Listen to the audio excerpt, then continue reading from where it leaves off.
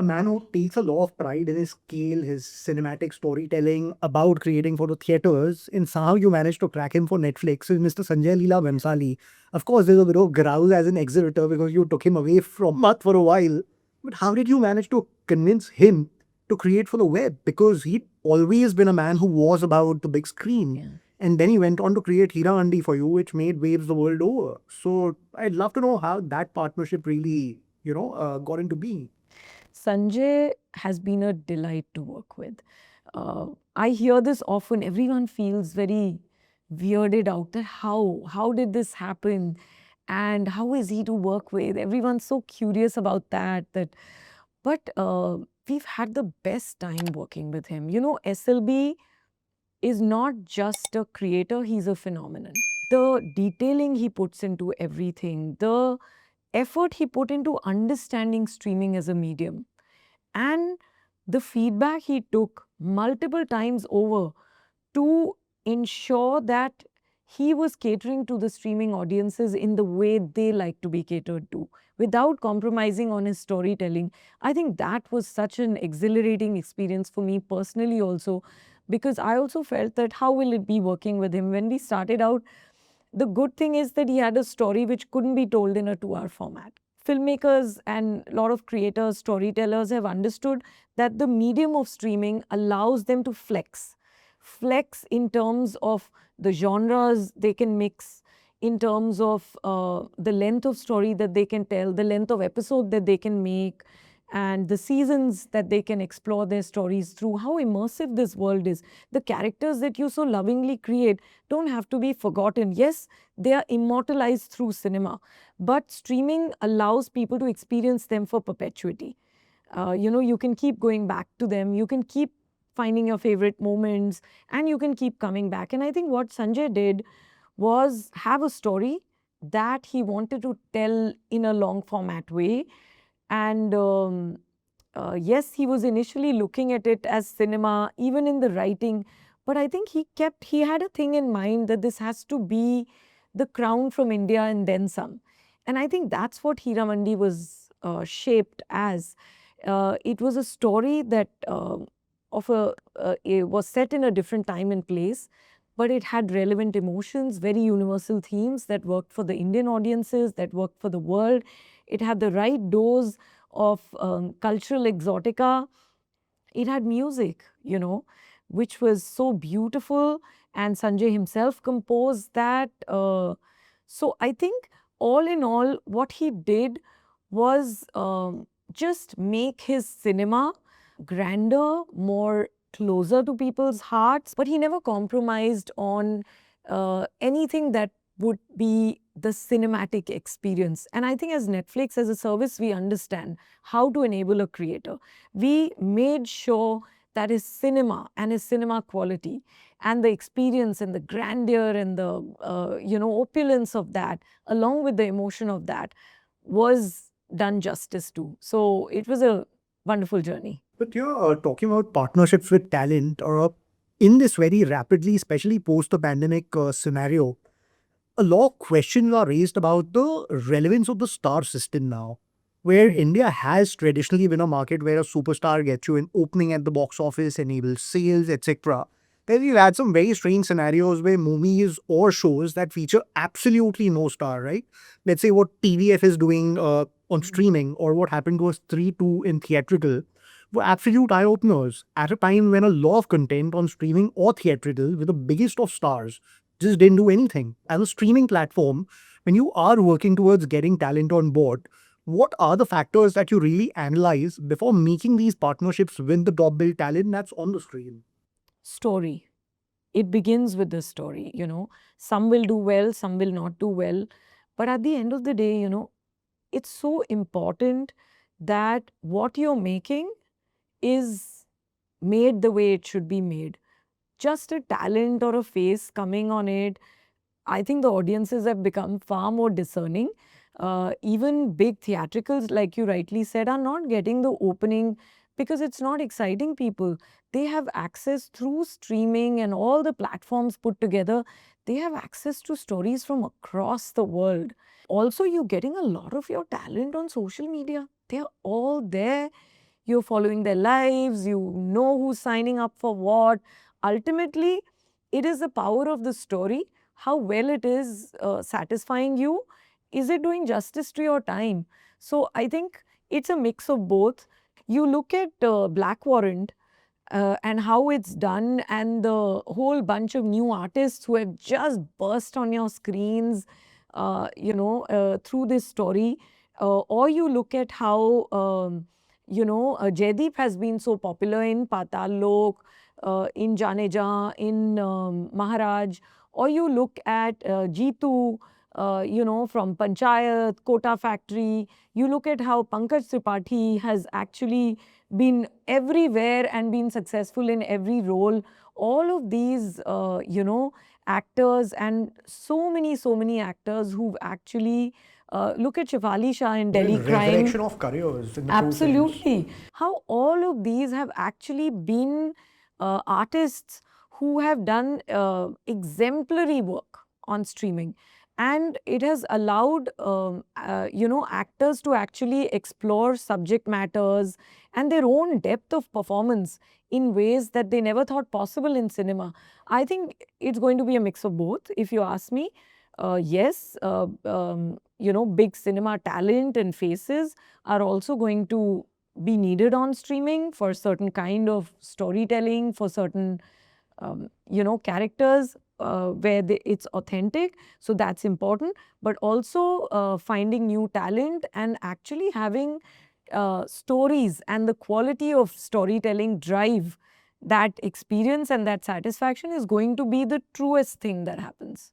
And Netflix again has been a partner with a lot of exciting talent that's been launched over the years. Be it the bunch of kids who were launched in Archies, you're launching Aryan Khan as a filmmaker. So whether it's on or off screen, you've really been a hotbed of talent launches. Now, what I really want to understand is, as a medium, streaming allows this liberty to take the pressure of the Friday box office numbers. How do you really go about picking the kind of talent that you think is worth paying a punt on? I think it's a rigorous process, Akshay. When you have to cast someone and you have to find new talent, or you have to cast seasoned talent, there's a very involved process from the filmmaker to us on the platform side. You just know that you need new people for this role, or do you need someone who can bring in a certain kind of experience or an invite? For example, Jamtara, the cast of Jamtara was new at that time, but see how well they are doing. And then they came back and became so successful in Lapata Ladies on the Service, which was a theatrical film, and actually came on service and again became such a big phenomenon. So I think across the board in streaming, just the level of opportunities and the kind of roles that you're getting, it was never possible. If you just look at the kind of roles, even today in cinema, if you just look across the board, there is a limitation. And I think streaming has allowed for limitless experimentation, bold storytelling, character immersion, and people are challenging themselves. Even talent, there's a lot of and I strictly believe that talent that challenges themselves, that is open in their mind to opportunities of playing different kinds of roles, is actually doing way better than the talent which is stuck in this thing that, should I do streaming? Should I not do streaming? What format should I do? So I think considering the audiences that are coming on streaming and are making it their first port of call for high quality storytelling, it is important for everyone to know that it's great to challenge themselves and to actually be open to really picking up those stories or taking risks. It is the time, actually, just as there's an opportunity always comes with a risk. And people who understand the opportunity know how to calibrate risk, and then they go and do great things. So I think when you see a Kareena doing a Janeja, so exciting. When you see a Kajol and a Kriti doing a Dopatti, and when you see so many, creators, on-screen talent, writers that are getting an opportunity to write.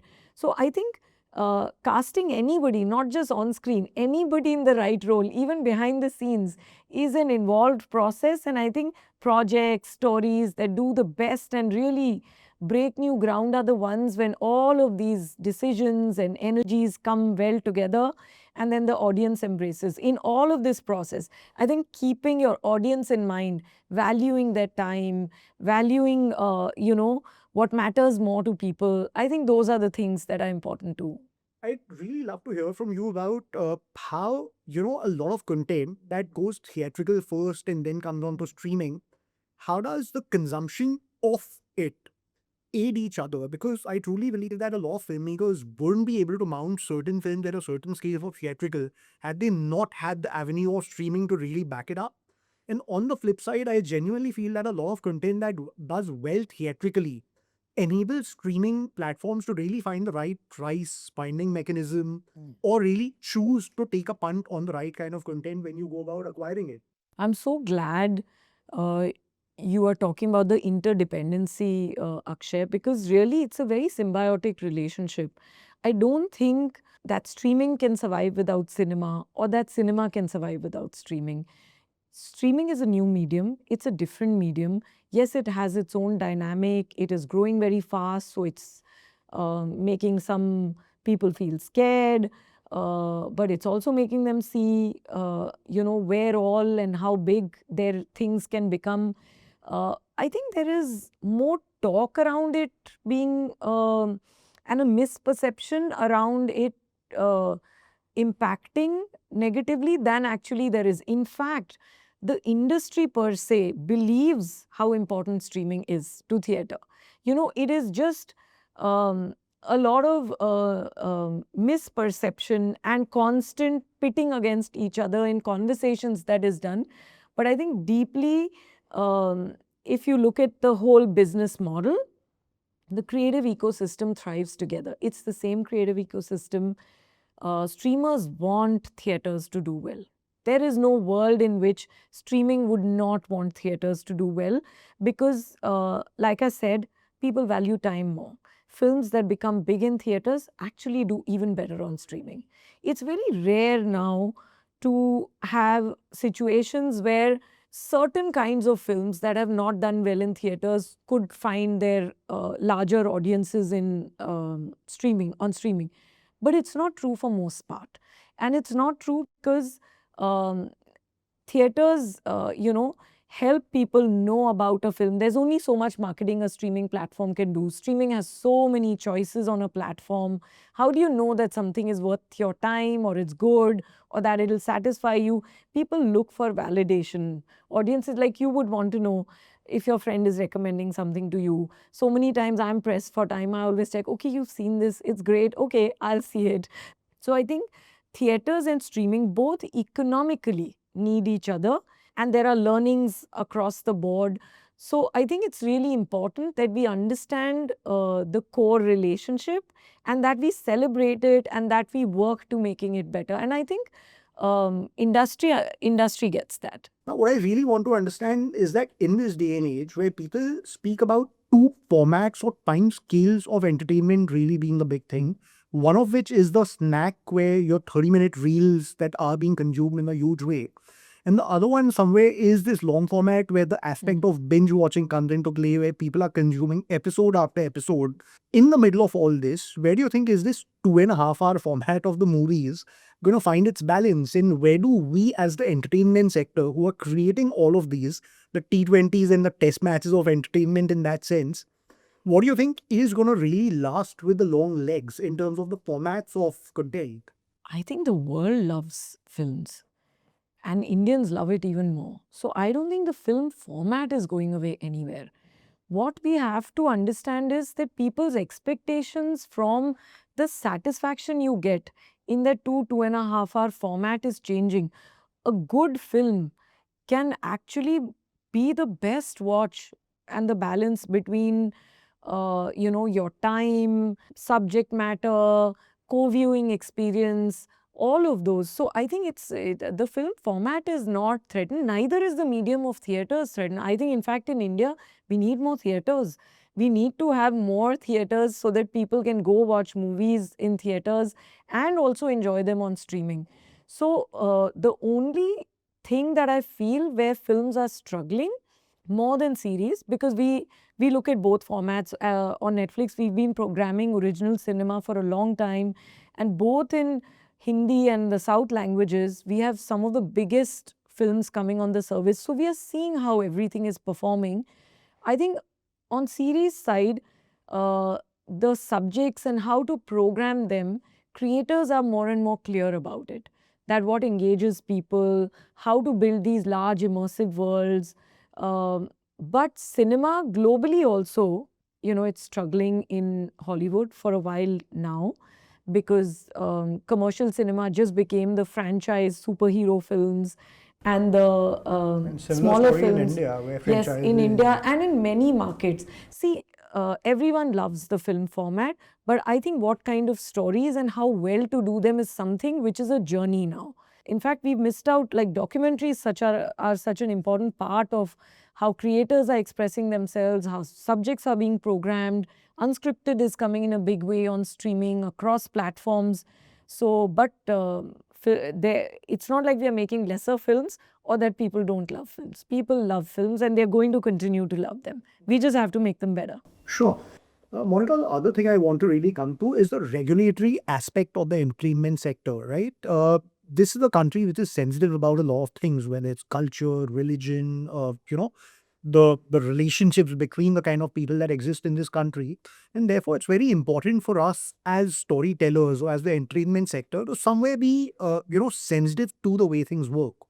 There's been a lot of conversation about bringing an equivalent of censorship to streaming, and there's, of course, been a lot of resistance from the fraternity to it.